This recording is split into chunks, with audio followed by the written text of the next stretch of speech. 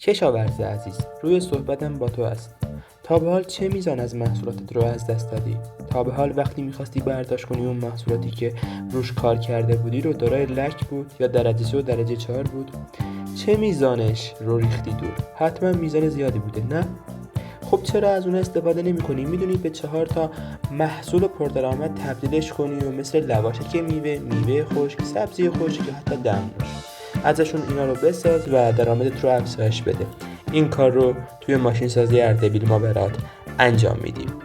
و بریم سر اصل مطلب. ماشین سازی اردبیل با در نظر گرفتن حفظ رنگ و طعم محصولات خشک‌شده و مطابق با اصول بهداشتی اقدام به ساخت دستگاه‌های خشک‌کن میوه در ظرفیت‌های مختلف رو در فضاهای کوچک خانه یا در ظرفیت‌های سندی نموده است.